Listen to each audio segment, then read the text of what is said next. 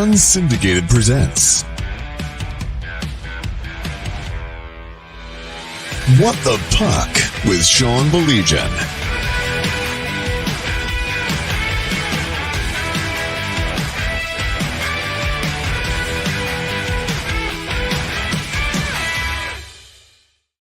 Well, welcome into another edition of The Proven Path. We always want to thank our friends with the Michigan High School Hockey Coaches Association for making this possible, getting everybody fired up for the new season, which will be here before you know it, and talking about some of the great things that are going on in and around the great state of Michigan, along with my partner, Mike Iveso. My name is Sean Belegian. Very, very pleased to be joined by this guy. He's done a heck of a job continuing what has been quite the success story on the west side of the state. And it culminated with finally, Jordan? Finally winning that state championship last year.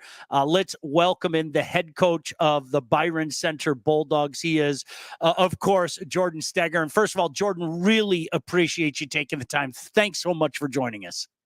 Yeah, no worries. Appreciate you guys having me. Talk about that. Let's start right there. I mean, there's no better place to start than, looking back to last year and really the culmination of a lot of hard work that even started before you became the head man with Byron Center. But the sigh of relief that I saw from the boys coming so close so many times. What an incredible journey that was for all you guys last year. It was so special. I always use the word fortunate or blessing when talking about it. And I apologize. I actually just got off the ice, so scratchy throat here. It was a major sigh of relief. It was like we have been to 3 in the last 4 years.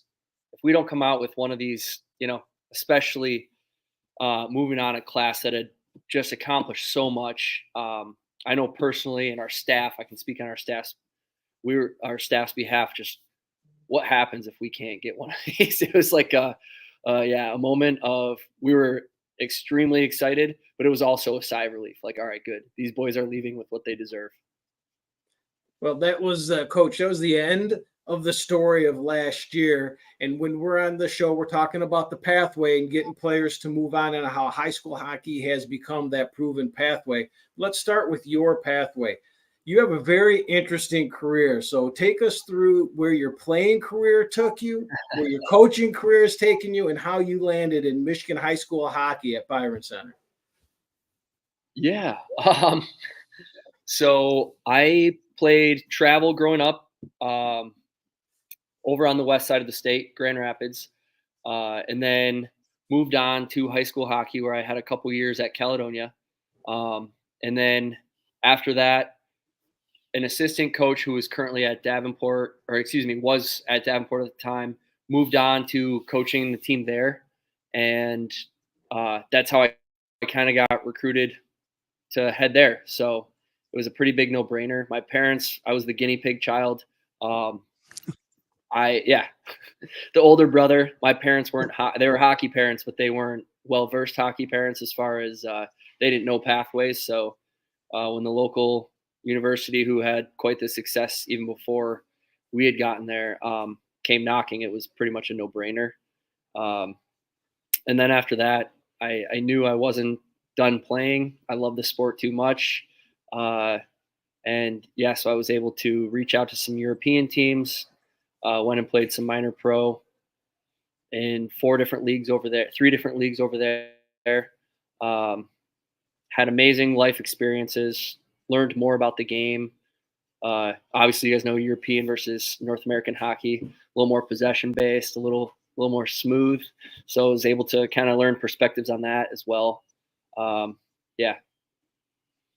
It's very, very, very Jordan, fortunate.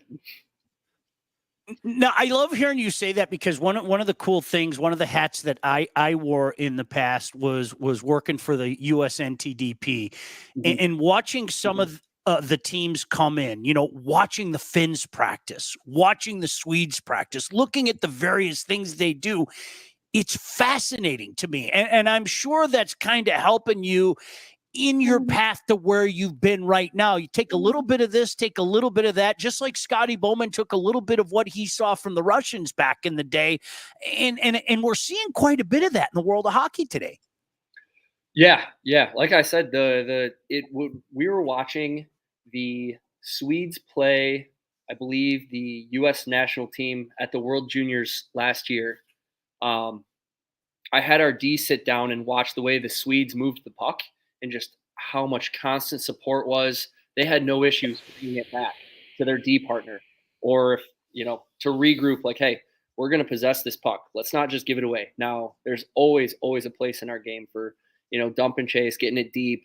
But if our zone entry isn't lining up right, or there's a storm in the middle, we have no issues throwing it back and possessing that puck until something comes that we like. And I would definitely say that's more prevalent in European style hockey with all the ice that they have to work with and the skilled players. So, yeah. Excellent. On top of bringing the play back, when you're coaching and these guys are moving on, be it Jackson Freusland, Caden Pratt, and these guys, do you use your experience of being overseas to help them get along where they're at right now, being away from home in juniors? Yeah. Hilariously, we have had some of those conversations like, hey, it's not going to be pretty all the time. You love your family. They're both family guys. You love your family. Like, yeah, we've been there. Anyone who's moved on, been fortunate enough to move on, has definitely been there where, like, man, it's the dog days. It's middle of January. It's 10 degrees outside. I would love to be home with my family, or even at the beginning of the season, everyone's out playing golf together and you're on your way to camp. Yeah, it can be a struggle at times. And absolutely, I've been able to tell them from experience, like, hey, push through. It's worth it. I promise. So they know that anyways. I mean, they're such driven young men and they're such studs that their game will take care of itself. Jordan Steger kindly joining us, of course, the head coach at Byron Center. We are a month away. It's unbelievable. It seems like it's been forever, but yet at the same time, it seems like it's been a short amount of time. We'll get to what is up with your team this year, but you touched on it, Jordan. I mean, the level of play at this level of hockey has changed so much. Forget about what the guys 30, 40 years ago, okay? Just in the last 10 years, I've just watched the player, the caliber of player improve so much. And I think a place like Byron Center certainly is helping that out from your perspective, from your vantage point. Have you seen the kind of increase that guys like Mike and I are always drooling over? Yeah. I mean, that's just not just at BC, that's just worldwide. The type of skill that comes into this game now, it's wild. And having working in youth hockey, you see that we really push skill and hockey IQ at a young age now. It's not just, and yes, it's always for fun, but even at the 8U, 10U level, we want these guys learning the game, but having the skill to go along with it. So a lot of these kids are doing skill sessions on their own, not organized by their team or their association, just on their own throughout the summer. There's no such thing as off time anymore in the game. And I think that's what you're seeing, right? These kids don't take off time.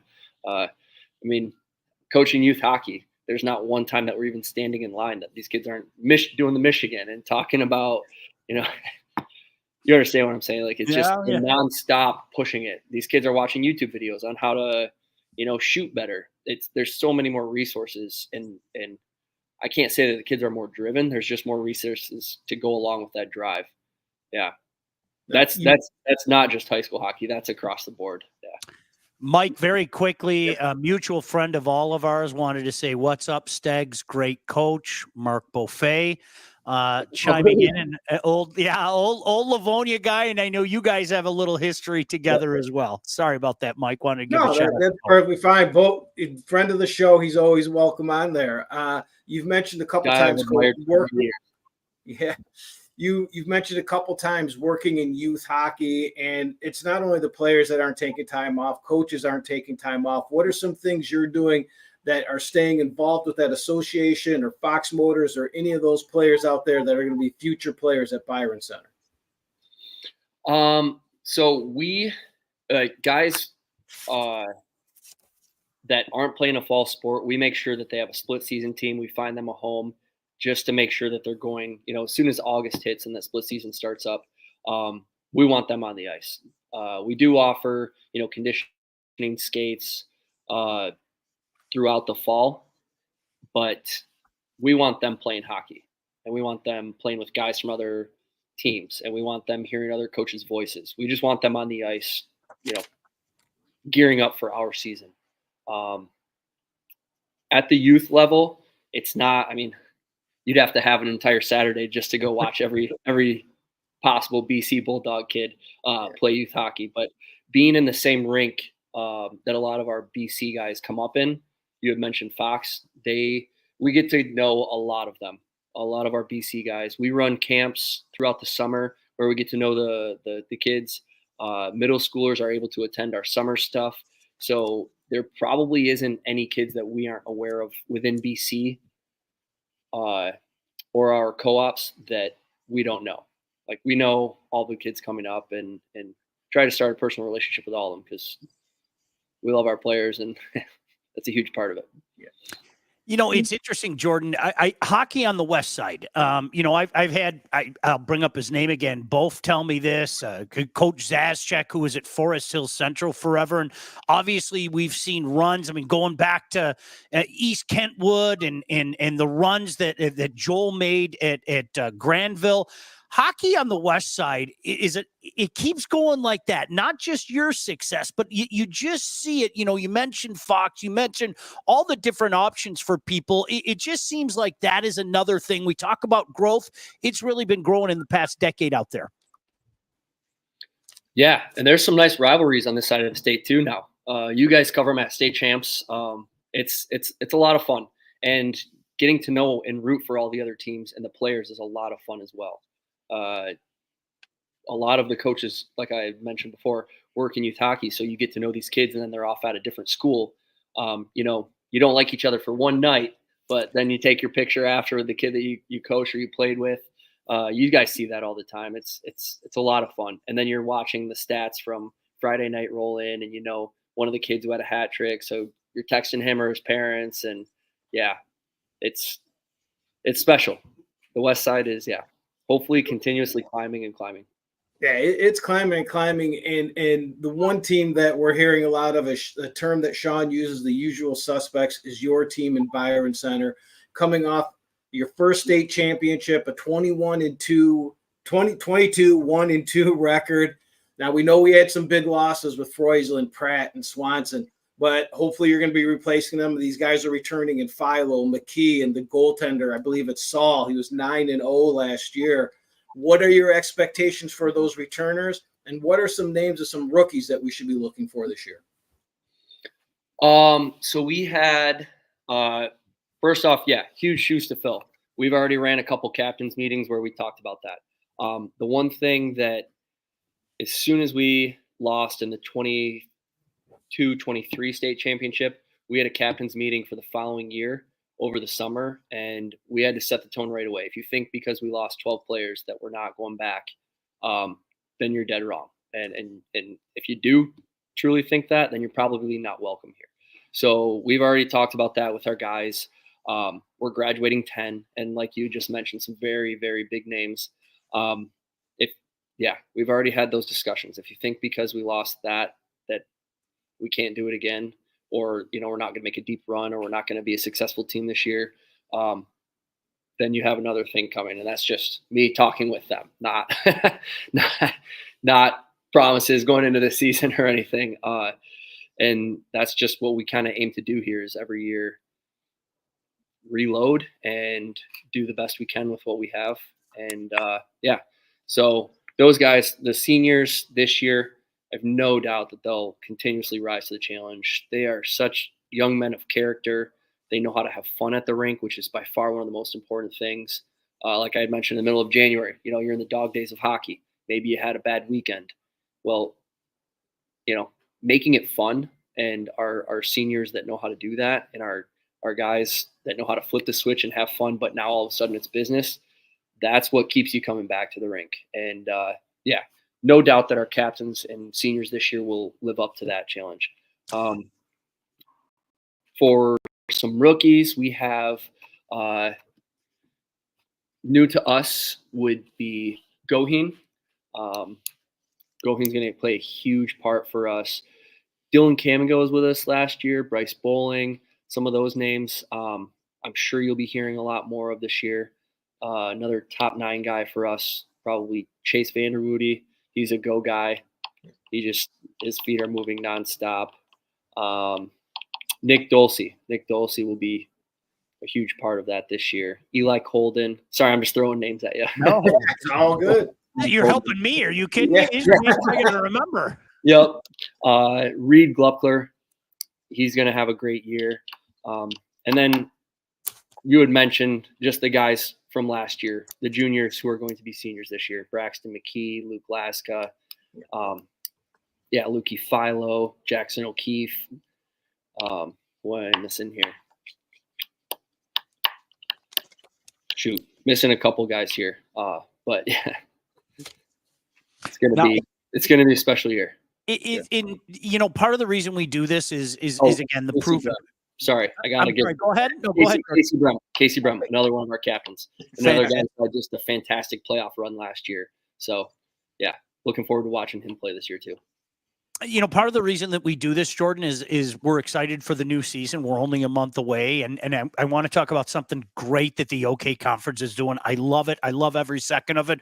I'd love to get your thoughts on it, but we're talking about the proven path, and I think what you guys have done at Byron Center the last few years is, prove positive that, kids are moving on, that you can go to this level and you can continue your career. You guys have had so many fine players. We mentioned them, whether it be Freusland, whether it be Pratt, whether it be a couple different goaltenders. Let's be honest, that were phenomenal. Talk about what it was like to coach those guys and the pride that comes from watching them continue their careers now. That is my favorite part of coaching, is starting and developing relationships with awesome young men. And all the names that you just mentioned, they're all studs on the ice, but they're all different off the ice. And getting to know them off the ice is, by far the most rewarding thing. So someone like when you just mentioned a couple different goaltenders, like a Carson McKenzie, like back in the day, he was a guy that we would actually have to let him get it out of his system and then calm down. He was just so driven. Many other players, Logan Nicholas, so driven. I mean, he's so tough on himself. The kid was just, I had said this before about him. He was a kid who, there's hockey players and then there's kids who play hockey. And then I had to start a different third way to look at a player. And that was for him. They are just passionate and care about being the best they can be every time. And that's a Freusland, that's a Pratt, all those kids who are continuing their careers. It's a lot of fun to watch. It's a lot of fun to keep up with. I'm very fortunate that these guys don't dislike me, too much for those 5 a.m. bag skates every once in a while, where, we talk to them often about their careers and what's happening in them, and just offer them help wherever I can. That's the most special thing to me about coaching hockey, is getting to know these young men, and I learn more from them than they learn from me too. And I know that's cliche. It really is, but it's true. And I know a lot of youth lingo and slang that I never would have thought I know. Listen to these guys in the locker room. I learned some new words. That is great. We've mentioned a couple times how excited we are for the start of the season coming up here in about a month. And you are a team that we're excited to see. And I know last year you guys came down and played in Plymouth, other than the MIHL showcase. What's your schedule looking like this year? What are some big games? And are you playing anywhere east where we can catch you relatively close, other than the MIHL showcase? Yes. We head over to the east side first weekend in December. We like to get out of town as soon as, we get a couple games under our belt and then get a roadie out of the way. We like to get the guys knowing each other. Road trips are so fun. Guys get to hang in the hotel. Our coaching staff is very close with all of our players as well. So we'll hang down in the lobby and just chat with them. It's nice to get to know them. That's an opportunity for new guys to kind of find where they fit into the mold here. So that first weekend of December, we head over to the east side for a road trip. I can't remember who we have. I wish I would have had that up. Two games on the east side. And then I think we have some east side teams coming over to us. But yeah, the 2 times that we'll be over there are Trenton Showcase and that first week.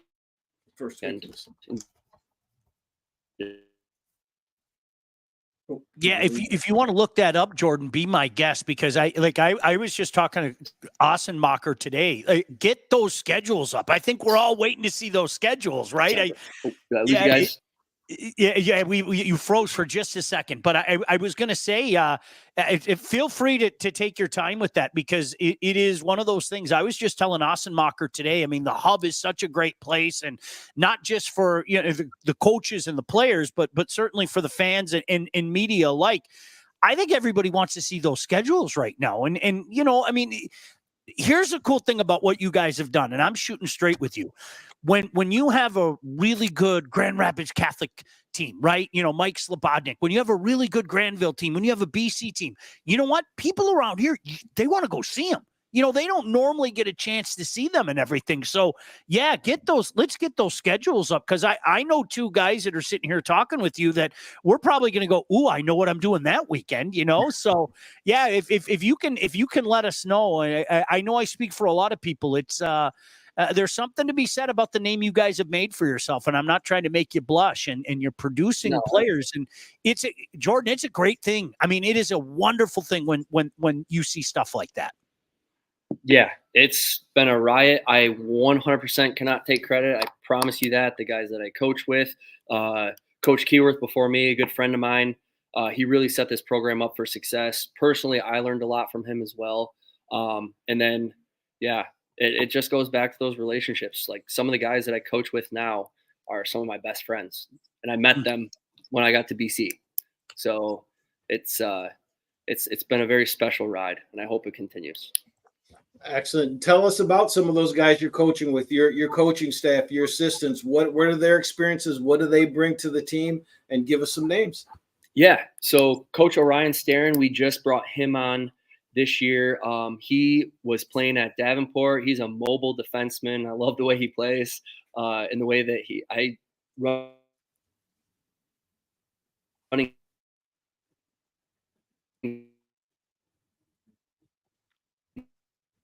All right, getting a little stoppage there. Maybe a little Wi-Fi issue. Jordan, we'll try to get that back. Sometimes it happens. Mike, here's the technology thing that we talk of. Sometimes that Wi-Fi acts up. Right. I had to. You know what I did at my house? I had to get those Orbeez. Right.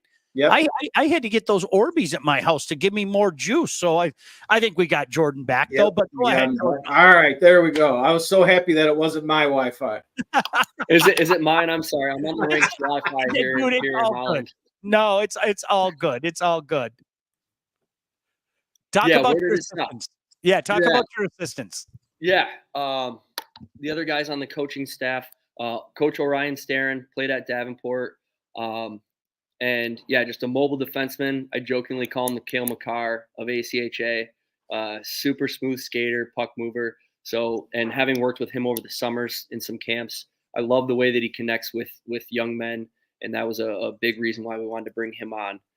Not just his knowledge of the game, but the way that he talks to people and treats people. That's the biggest reason why we wanted him. And then Coach Brandon Rosema. I don't know if you guys know this, he's now Aquinas' coach here in town. Just I'm going to jokingly call him Grand Rapids, Hall of Fame guy. Yeah. Had an extensive career at Granville, had an extensive career at Aquinas, and now taking over AQs. Amazing young guy who loves this game. There is not a time that guy doesn't walk in our locker room and is just hooting and hollering and dancing just to get the boys juiced. So that aspect, paired along with a wealth of hockey knowledge, makes him the perfect guy to have on as well. And then the guys who, have careers and are now helping awareness, Ryan Wolf and Mason Stewart, guys who have been a huge part of this program for many years, and still wouldn't be all right if I didn't give another shout out. That's awesome. No, I appreciate it. So here's what I want to throw at you. I brought this up earlier with the OK conference. I love what you guys are doing. We talked to Coach Benedict about this a couple weeks ago at Mona Shores. For people out there that maybe didn't hear that conversation and maybe haven't heard what the OK conference is doing, and I swear to you, Mike doesn't know this yet, and Coach Hunter doesn't know this yet, but they're coming out there with me to watch this with our own two eyes to cover this, because I think this is something special, and I hope a lot of other leagues around the state follow this. But tell everybody what you guys are doing in the OK conference this year. I love it. Absolutely love it. Yeah, so instead of playing each other twice, we have two conferences, and you're playing everyone in your conference once, and then we're going to host a like a crossover tournament at the end of the year. So the biggest thing that I like about that is that's playoff hockey, right? Like it's not just a couple throwaway games at the end of the year now. We're in playoff mode before. So that's an opportunity for us to, really get into do or die type hockey. So that's by far the favorite aspect of mine. As soon as they were talking about it at our OK conference meeting, it was like, yes, that sounds phenomenal. So go ahead, Mike. Mike, you're muted. Yeah, make sure you unmute yourself. I can see that mic right there. See that where it says Mike? Yeah. Yeah, we got a lot of that going on tonight. All right, he's still muted. Todd, any help with that? Oh, okay, we'll try to get him back on. We'll try to fit. In the meantime, Jordan, let me ask you this: why high school hockey? There are so many different choices out there for kids, and I always say this every show, and I'm going to say it to you. I am not demeaning any other league or anything like that. I'm here to talk up this product, okay? So I don't want anybody to misconstrue I'm taking a shot at this, that, and the other thing. But for a kid out there, 14, 15-year-old kid that's weighing his options right now, why high school hockey? Yeah, and I echo what you just said about not saying anything about any other league, right? There's certain players who should go this direction, and there's certain players who should go this direction. The amazing part about high school hockey is the leadership you gain in playing in front of a very large crowd, your student section, some of your best friends, your teachers, your grandparents, your parents, and you're playing for the name on the front of your jersey. Oftentimes, we're not even talking about our team when we're having some heart-to-hearts in the locker room. We're talking about our program. How are we going to represent Bulldog hockey for the kids who are on the glass right now, looking up to you? That's the coolest part about high school hockey. We had an injury last year, Benny Passano. I don't know if you remember him. Mm-hmm. He came off of a kneecap, a fractured patella, just in time for playoffs. But in that span, there was a little kid who, honestly, I didn't even think he spoke English quite yet. He was maybe 2 years old, I swear, dragging a little mini stick, walking up. And, we're getting on the bus ready to go. And he said, "Hey, Coach, is Benny playing tonight?" And I kind of took, it was wild. First off, I didn't even expect the kid to, like I said, speak English yet. And then he knows Benny's name and was asking about if Benny's playing that night or not. And I was like, wow. I shared that with the boys. Like, hey, you mean so much to our community, to our coaching staff, and most importantly, the future Bulldogs that are sitting on the glass right now cheering you on. So, yeah, I thought that's the perfect reflection right there. That's great. Why high school hockey? That's an excellent story. That sums up high school hockey right there. I love it. And I think this is our last interview, right, Sean, that we're doing. One more. We're talking to Coach McSween. Yeah. We're talking to Coach McSween. All right. So I get to ask this question. Yeah. So I get to ask this question one more time. And I want to kind of preface this question with, I'm not saying this to to be negative or to start an argument or anything like that. But I ask this question every time, Coach. It's if there's one thing you would like to change in high school hockey or improve upon in high school hockey to make our players better or get more kids to move on, what would it be? My joking answer would be NIL. I think that's our second NIL answer. Oh, did someone else say that? That's funny. I'm totally kidding. If you would have asked me this last year, I would have said the reseeding and playoffs, Okay. and then let's do away with the coin flip. But obviously that was taken care of, and I think that yeah, I'm gonna go with that. All right. Hey, it's an excellent answer. And the reason I prefaced it was I've thought about it, and I've been in high school hockey for a long time. I started coaching in 2000, and I run into people like yourself all the time, and we all have these ideas, right? And now we've got this show out here, and I think all of us can have these voices on some things that we can make high school hockey better. We don't want to be stagnant. We don't want to stay where we're at. We always want to get better. I love that answer. There's always something that we can improve upon. I thought, Jordan, and I'm going to piggyback on what you just said, Mike, and I don't know if you had a chance to make it. I know everybody has coaching in life and everything, but I thought what Coach Ossenmacher and Dan Giacchino did, from Calumet, in getting all the coaches in the same building, or trying to get all the coaches in the same building last week, was fantastic and goes hand in hand with what you guys were just talking about. I mean, what ails your program might not be what ails Tawas, for example. What ails Tawas might not be what ails Hancock. So to get everybody in the same building up at Soaring Eagle in the Mount Pleasant area, I think that was an idea that was very long overdue, because you start the conversation and you start to figure out what's best for the lot. And that's what I love about this level, because I see it more times you can shake a stick at. Of course, you're thinking about Byron Center, but you're thinking about Forest Hill Central, and you're thinking about, what's good for the betterment of the game and what's good for the betterment of the kids. I thought it was a brilliant idea to have the coaches clinic and all the coaches in the same place having those types of conversations. Yeah. I mean, to get in what you had asked earlier about MHSAA, like, they do an amazing job of setting up what high school sports are, but hockey's its own entity. I mean, any sport is its own entity, right? But you have to pick the hockey brains if you really want to know what direction to move in. And obviously, that's what they did. You need to ask the guys, like the coaches who have been here forever, consistently improving. That has to be the goal here. And you have to ask your biggest user group, the coaches, the players, like, hey, what can we do differently? And that's what's happening. So I saw a lot of pride last year, Mike. I think you can vouch for this. I saw a lot of pride from the East Siders as a whole.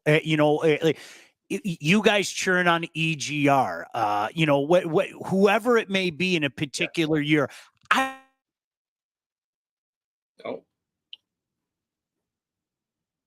Did we lose Sean? Uh-oh. I think we lost Sean now. No, I'm right. Hey, guys, how are you? We cursed it with the Orby talk. No, but there really is a situation where, let's be honest, guys, this is a situation where, there's a lot of that pride and you guys, saying, look what EGR is doing. Look what Forest Hill Central's doing. Look what BC's doing. You saw it down at USA Hockey Arena. Yeah. So again, it goes back to those even personal relationships where, like, we know kids or players and families grow up playing travel hockey together, and then all of a sudden they're on two teams. Well, there's only one night of the year that you don't want that other kid to be successful, right? After that, and not successful, but selfishly, everyone's trying to win, right? But I work with other high school athletes from other teams, and when we're working hard, I'm like, hey, and they do something just nasty on the ice. I'm like, hey, you can't do that against BC. Well, other than that, you turn it on, right? That's what it is. Our sport is so special that the hockey community, and we all know this from wildly different aspects, the hockey community is one giant family. It really is. So sure, there's a night that we want to be EGR, but after that, when we watch them go to the state championship, of course we want them, and we're rooting for them. And if we need to send film to help or anything like that, of course we're going to help out anywhere we can and send text to the families of, someone who tore it up that night. It's special. The hockey community is special, and we're all blessed to be a part of it. Amen to that. Excellent. I'm going to kind of go off the board here for my last question, Coach. I did a little bit of stalking that I do to the coaches to try to get some background. And I believe I came across some pictures of you riding some waves, surfing. Was that you, or you're a surfer? Now, I'm very interested in this. I'm a huge Pearl Jam fan. Eddie Vedder goes to the ocean. He watches the waves. He rides the waves. He comes in. He writes a song. How do you use this for your coaching? Do you go to there? Is it therapeutic when you're riding the waves? You see the water. Does it help you out in any way with your coaching? So 2 answers. If it's the ocean and it's warm, and I often go to Puerto Rico. I was actually just there last weekend instead of the coaches clinic. So I did catch up with some coaches and, got the goods from last weekend, but it was a quick little trip to get away before varsity starts. But if it's in the ocean, it's like all surf, all fun. It is therapeutic. It can be spiritual for sure. But it's much more of a fun vibe, where if you're in the Great Lakes, it's a little more cold. I'm kind of trying to step into that primal instinct, fight or flight mode, where you might be in a blizzard, surfing in a blizzard, and you have ice growing on your face. And that's where the mental fortitude comes into play. And do I relay it back to surfing when I'm talking to our guys about mental fortitude and mental toughness and any pain you have right now? Not talking injuries aside, but any pain you have right now in your wrist or in your groin or whatever it may be. I promise you it's just a sensation that passes. We had those types of chats all the time. When you're getting bag skated, if you're skating at 80%, it still sucks just as much as if you're skating at 100%. So why wouldn't we gain out of this? Why wouldn't we put ourselves somewhere else where our bodies are doing this? Let's escape the sensation of this pain and dig through. So I guess I can relate it a little bit in that way, where the 30 minutes of waiting for a wave in a blizzard, I don't know if it necessarily outweighs a 10-second ride, but awesome. That's great. One last thing before we let you go. And again, Jordan Steger kindly joining us. Really appreciate it. Mike, you brought it up earlier, but I think it bears repeating. I use the term usual suspects ad nauseum, and there's a reason that I do it. I look at programs like, Heartland 10, 12 years ago. Oh, aren't they cute? Oh, they made this little run. Well, when you do it over and over and you start mixing in some championships, you become one of the usual suspects. I think you guys have been like the poster child for the usual suspects. Watching you go with Coach Keyworth and now with you, watching you go like this and having it culminate in a championship last year, I think it's not only obviously great for you guys, I think it's great for the state. And it shows people, it can be done. It's going to be a heck of a lot of work. It's not going to happen overnight, but it definitely can be done. Yeah, and I just credit the guys who respond to all the chats that we've had about not this year, but for years to come. We talk about we're doing it for the logo that's in the middle of our dressing room. We do it for the logo that's in the middle of your practice jersey, right? Because that's where the real wins are happening, is in your practice jersey. And that's where, all of our guys have consistently bought into, we want this program to be a success for a long time. And of course, there's ebbs and flows in a season, just like there's ebbs and flows in a generation of hockey. So we won't always be able to control what it's like in 5-10 years, but starting something and being a part of something that is bigger than you is basically why you start playing hockey or any youth sport anyways, right? You're going to learn so many life lessons through that. And we talked about that all the time. And you look at last year's team and the year before that, and for the last 5 years, whether it was as a head coach or an assistant, I was able to watch so many young men leave it all out there and make their community proud, and their parents and their coaching staff especially, while making a name for the guys who are coming to us in 5 years. You know, I give all that credit deserves to be on those boys. And and this is a special thank you even now to all of them, that everything they've done for us. So. Yeah, awesome story. No doubt the story continues. It continues about a month from now. Can't wait to see you guys again, whether you're out here, whether you're down in Trenton, or when we travel off the west side to see you. Always appreciate you, man. You've been great with your time. You've been great for the game, not just your community. And I wish you nothing but success moving forward, Jordan. Thank you, guys. I appreciate you having me. No problem. For my pal Mike Iveso, my name is Sean Belegian. Mike, just one more to do. I'm not going to be here next week, as you know, but October 30th, we're going to talk to Coach McSween and kind of give him the last word. And then the next thing you know, we're going to be racing to rinks every other night. I love every second. Doesn't that sound good? Oh, my goodness. For Mike Iveso and Byron Center head coach Jordan Steger, my name is Sean Belegian. Until 2 weeks from now, we'll see you at the rink. What the Puck with Sean Belegian. Executive produced by Sean Belegian and Todd Losey. Theme song, incidental music, and related sound effects are from Always Pushing Forward by Elliot Middleton. Engineering, mixing, and graphic design support provided by the Unsyndicated Podcast team. Don't forget to like and subscribe on all your favorite channels. While you're there, be sure to rate and review the podcast. Got something to say to Sean? Call the Unsyndicated hotline at 248-237-3257.